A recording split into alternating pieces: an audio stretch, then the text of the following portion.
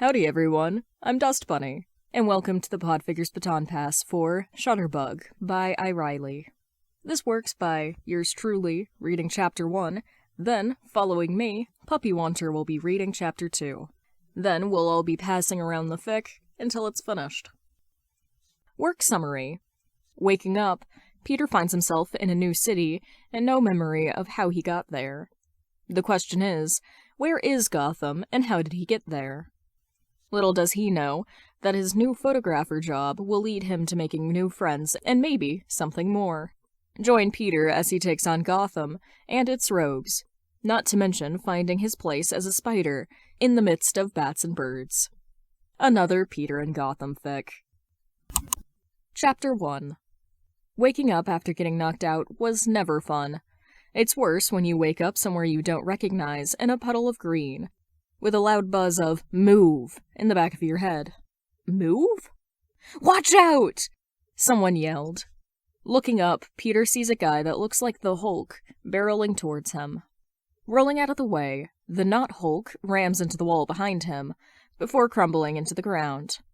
What a way to wake up, Peter thought, while standing.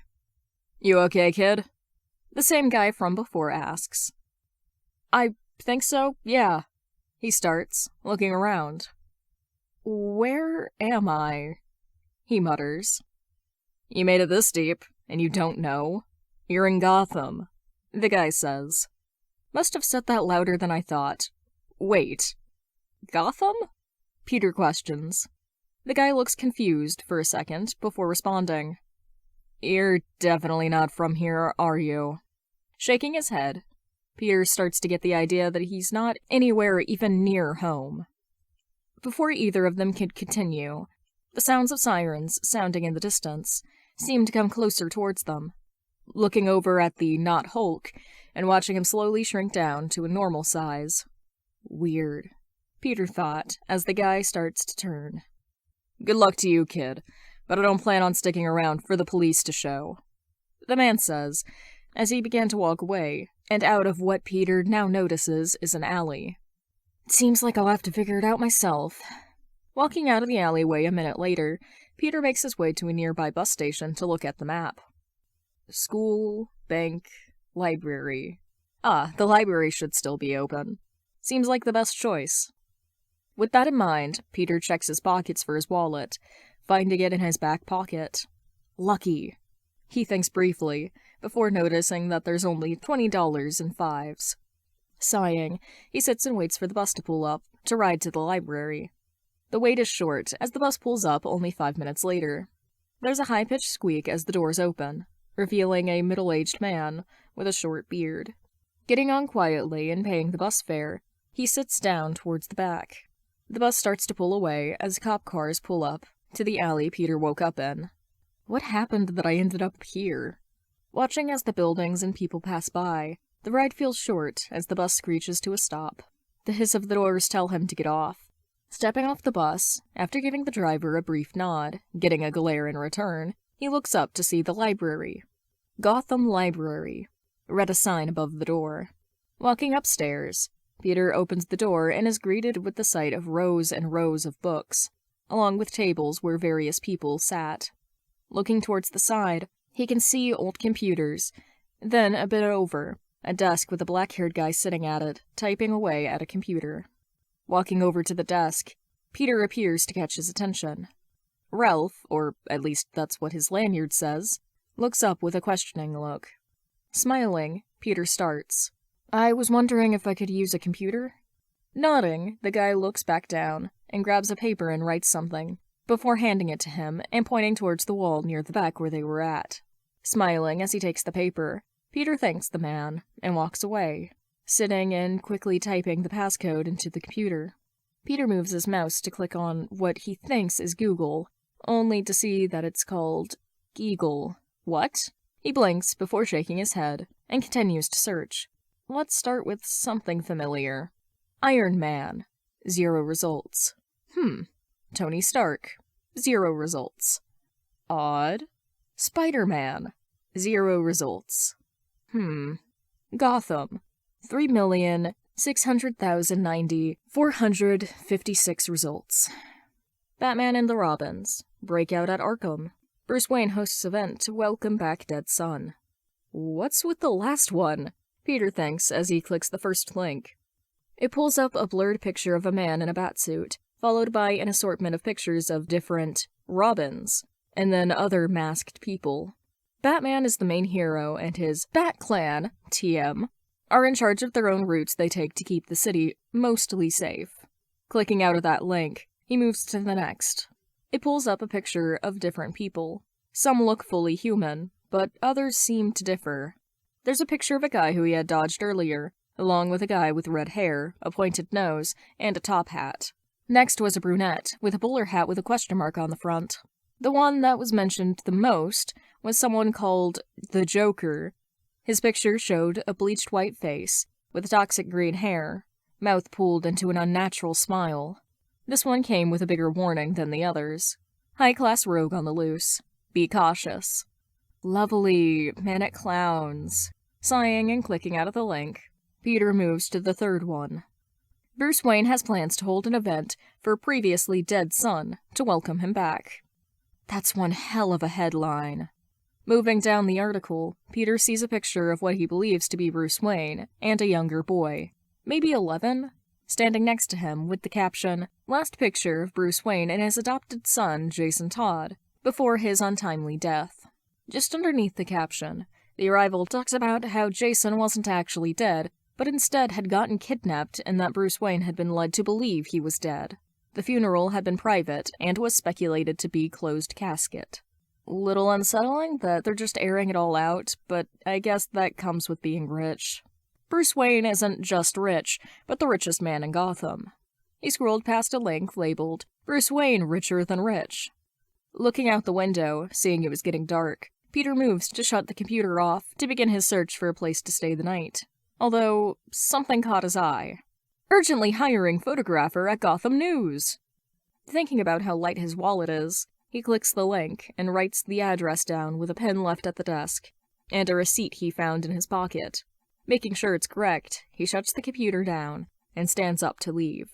Walking to the exit, Peter nods to the guy behind the desk and holds the door open for a red-haired lady who wheels into the library on her wheelchair. She gives a small thanks and a quick smile as she takes the place of the guy behind the desk, putting a hand to her head as the guy disappears into the back. Must be thinking about something, Peter thinks, as he walks out. Peter starts walking as he thinks, Tony Stark doesn't exist here, and neither does Iron Man.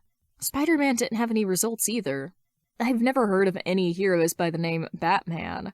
Plus, Gotham is a new one, not to mention the villains, or rather, the rogues? His thoughts get cut off by his spider sense. Right, help! Turning down the alley to his right, Peter sees a woman with black hair pulled into a bun, dressed like she was coming back from work in an office. In front of her is a tall, bulky guy, dressed in all black. The thing that caught Peter's attention was the knife in his hand and the smell of gunpowder that came from his coat pocket. I don't think this is how you ask someone out, Peter quips, making the man turn to face him, showing him the scar that spreads from his hairline to his cheek. Beat it, kid, the guy, now dubbed Scar, says before dismissing Peter entirely. Not a kid. Hey, leave her alone, he shouts, Scar turning to look at him again. Or what? You gonna do something? Don't make me laugh. Get home to your mom now. He tries to dismiss him again, but Peter starts to run at the guy, catching him off guard. Peter grabs the guy's knife while he has a loose grip, before turning and facing Scar. Now standing between Scar and the lady, Peter throws the knife at the guy's hand when he moves for the gun. Screaming out as the knife makes contact and cuts his hand, Peter moves again to punch the guy in the gut. As the guy doubles over, he then grabs his head and throws it into a nearby wall, knocking him out. Grabbing the gun, he unloads it and tosses the two pieces away from each other before turning to look at the lady. Are you okay? Peter asks softly, smiling when she nods. Do you have a phone to call the police? Mine's dead. It takes her a minute to pull it out, but once she does, she calls and tells him they'll be here soon. That's good. I'm glad you're okay. I gotta get going. But try to stay safe, okay? Peter says, turning to leave when the lady stops him. What's your name? I can probably give her my actual name, right? Peter, what's yours? I'm Joanne. She starts as he turns again. It was nice to meet you, Joanne. Thank you, Peter. Smiling, he turns a bit and waves before fully walking out of the alley, as he hears sirens coming around the corner. It's weird that this has happened twice in one day, he thought, as he continued to walk away. After a bit more walking, Peter found himself in a more run-down and worse part of town, but it looked like it was mostly abandoned. Seeing an abandoned building, Peter goes to see if it's open. Walking up to the door, it seemed to be locked, so he moves to climb up the fire escape. Don't want to scare anyone by climbing the wall, he thinks as he tries the window on the second floor. The first was all boarded up, but the window here slides open, but not without a bit of resistance. Slipping through and carefully closing it behind him, he looks around to see what used to be an apartment. Walking through the room, he stops to look for anything he can salvage. After a quick walk through, Peter was able to find $15 and a pair of shorts that are a bit big on him. Moving to the door to look at the rest of the building, Peter sees half a pack of water bottles and moves to grab them, before moving to the next room.